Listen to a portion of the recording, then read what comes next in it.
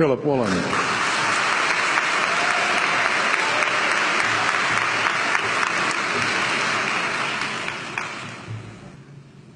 King Lear, late at night on the cliffs, asks the blind Earl of Gloucester, "How do you see the world?" And the blind man Gloucester replies, "I see it feelingly. And shouldn't we all? Animals must be off the menu because tonight they are screaming in terror in the slaughterhouses, in crates and in cages, vile, ignoble gulags of despair." You see, I heard the screams of my dying father as his body was ravaged by the cancer that killed him. And I realized I'd heard those screams before. In the slaughterhouse, their eyes stabbed out and their tendons slashed, on the cattle ships to the Middle East, and the dying mother wail as a harpoon explodes in her brain as she calls out to her calf. Their cries were the cries of my father. And I discovered that when we suffer as equals. And in their capacity to suffer, a dog is a pig, is a bear, is a boy. Meat today is the new asbestos, more murderous than tobacco. CO2, methane and nitrous oxide from the livestock industry are killing our oceans with acidic, hypoxic dead zones. 90% of small fish are ground up into pellets to feed to livestock. Vegetarian cows today are the world's largest ocean predators. The oceans are dying in our time. By 2048, all our fisheries will be dead, the lungs and the arteries of the earth. Billions of bouncy little chicks are ground up alive simply because they are male. Only 100 billion people have ever lived. 7 billion people live today. And yet we torture and kill 2 billion sentient living beings every week. 10,000 entire species are wiped out every year because of the actions of one. And we're now facing the 6th mass extinction in cosmological history. If any other organism did this, a biologist would call them a virus. It is a crime against humanity of unimaginable proportions. But happily, the world is changing. 10 years ago, Twitter was a bird sound.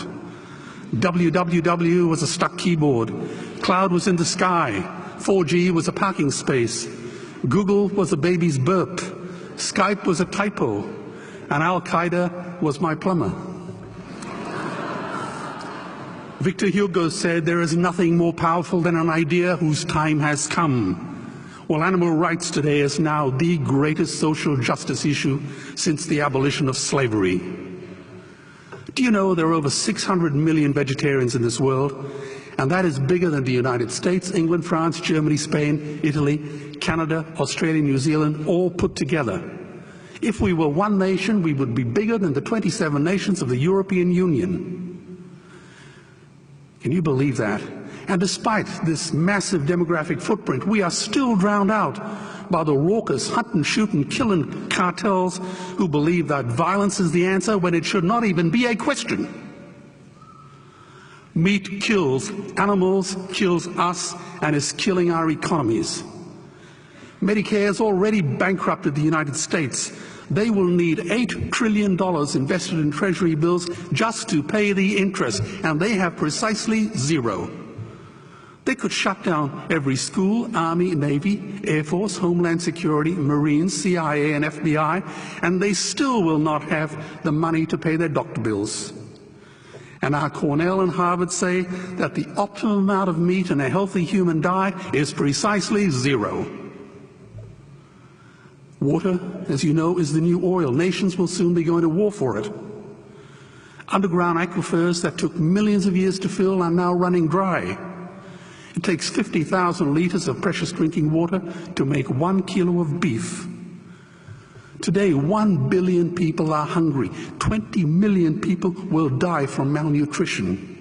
Cutting meat by only 10% will feed 100 million people, and eliminating meat will end starvation forever. If everyone ate a Western diet, we would need 2 planet Earths to feed us. We've only got one, and she is dying. Greenhouse gas emissions from livestock is 50% greater than transport, as Peter said. Cars, trains, buses, ships, lorries, the whole lot.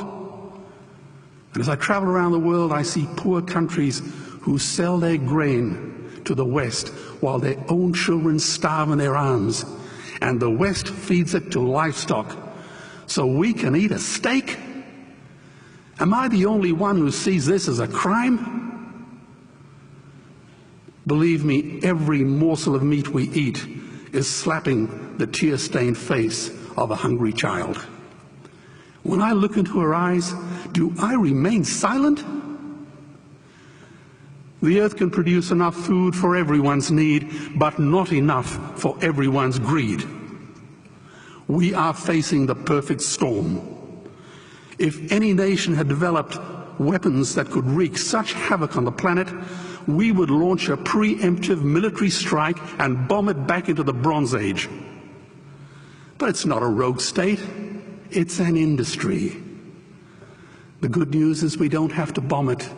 We can just stop buying it. Sir George Bush was wrong. The axis of evil does not run through Iraq, Iran, or North Korea.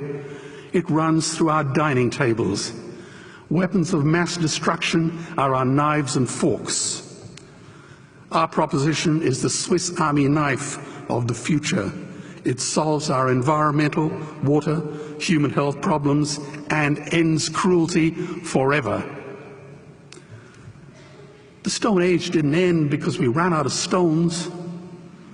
This cruel, disgusting industry will end because we run out of excuses. Meat is like the 1 and 2 cent coins. It costs more to make than it's worth. And I come from the bush. Farmers are the ones with the most to gain. Farming won't end, it would boom. Only the product line will change. Farmers would make so much money they won't even bother counting it, and I'd be the first to applaud them. Governments would love us. New industries would emerge and flourish. Health insurance premiums would plummet. Hospital waiting lists would disappear. Hell, we'd be so healthy, we'd have to shoot someone just to start a cemetery. So tonight I have 2 challenges for the opposition. 2 challenges. Meat causes a wide range of cancers and heart disease. Would they name one disease caused by a vegetarian diet? And 2, I'm funding the Earthlings trilogy. If the opposition is so sure of their ground, I challenge them to send a copy of the Earthlings DVD to all their colleagues and all their customers. Go on, I dare you.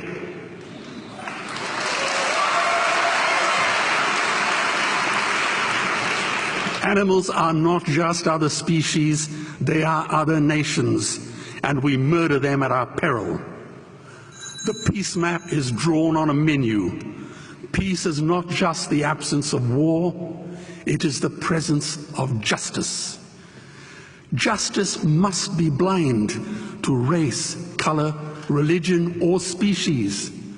If she's not blind, she will be a weapon of terror. And tonight, there is unimaginable terror in those ghastly Guantanamos we call factory farms or slaughterhouses.